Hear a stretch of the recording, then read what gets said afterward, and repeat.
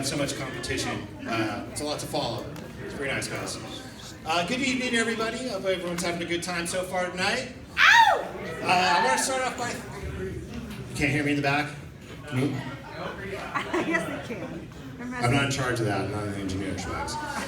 But let me start off by thanking Chris and Kerri and the parents for throwing this little shindig.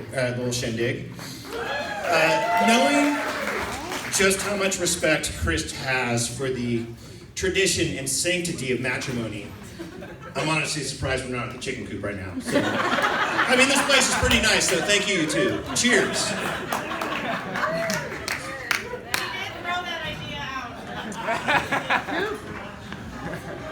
For those of you who may not know me, my name is Dylan. I'm one of Chris's oldest friends and technical common law partner. We were actually roommates together for 8 years, if you can believe that. And in the state of California, that makes us common law partners and gives me right to half of his garbage. So, Kerri, I want to officially thank you for assuming the responsibility. It's half your garbage now. Thank you. Anyway, when Chris first asked me to do the speech, you should know that he wanted it to be a roast. And I have to admit that I felt a little ashamed because my first thought was, it is not okay to make fun of people with special needs. Not in 2019. I mean, at the very least, he's got to be in some sort of protected class where it's not cool to crack wise. But as it all turns out, he's just north of the spectrum, so it's all okay. I mean, besides, these jokes pretty much write themselves. Look at this guy.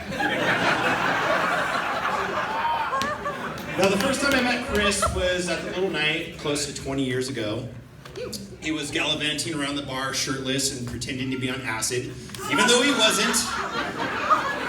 And I remember my initial impression was, who the hell is this Maggie Gyllenhaal looking weirdo?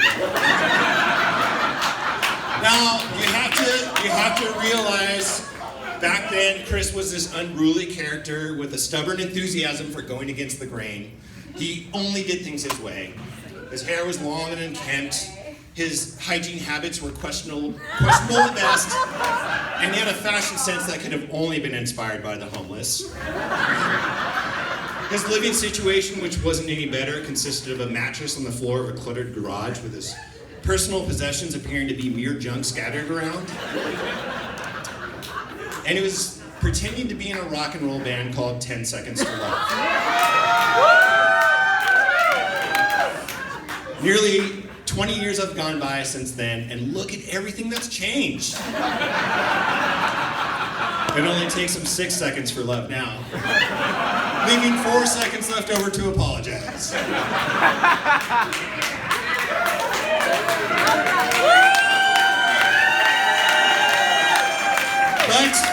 But Chris's loss of stamina is not the only change to occur over the last 20 years. Chris, like several others before him from our group of friends, has been stripped of his nickname, or given name, and has acquired a nickname that will forever be associated with him. Brad's brother. Actually, that's one-time national bodyboarding champion Brad's brother. But not unlike Chris's failed city council runs, he has more than just one nickname. And there's one yet that is universally synonymous with Christopher Michael McAvoy. Everybody knows it, Flowbee. Yes, Flowbee is lovingly and appropriately nicknamed after the suck cut.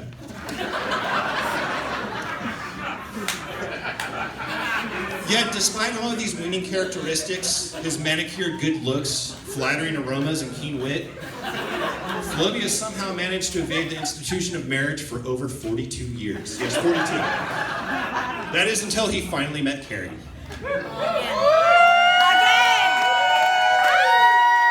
Again! Now, I wasn't there when the two of them first met, but I can only imagine that was somewhere very classy and romantic. So knowing Flowbee, I'm assuming it was either the chicken coop or the Orange County Fair. However, for the first time ever, Flowbee actually won a prize, his beautiful wife.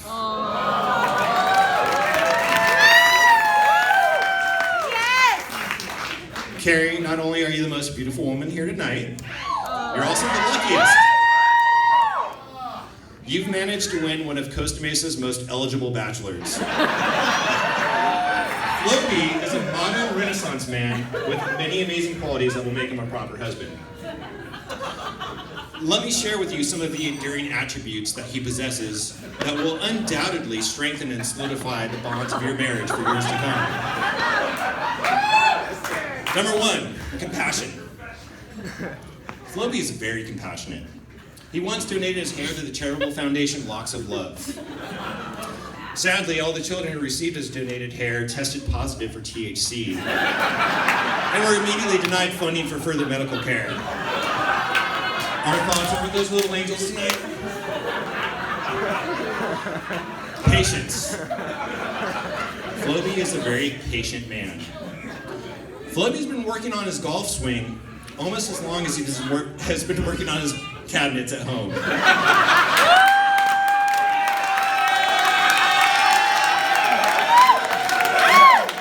gotta give a shout out to Big Joe for writing that joke. Very popular joke, Big Joe. Number 3, determination. Flowbee is one of the hardest working dudes I know. Nobody has been able to understand a single word he said for the last 10 years, yet he refuses to shut up about God knows what.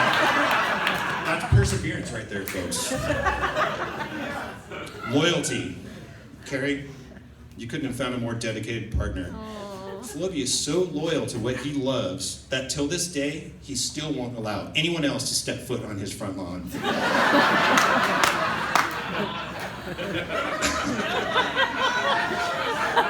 And finally, honor. I'm actually all out of PG-rated jokes, but in all honesty, Flowbee, it was a real honor for me to be up here tonight, toasting Kerri and roasting you. You're one of my best friends, and certainly the longest relationship I've ever had. I couldn't be happier for the both of you. I wish you two nothing but the best for your whole lives to come. So everybody, let's raise our glasses in a toast. To the wife and husband, Kerri and Flowbee. Yay!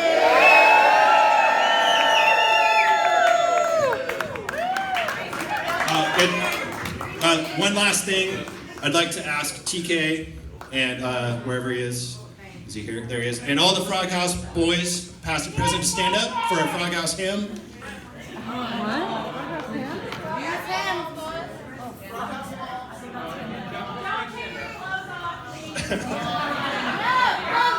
All right.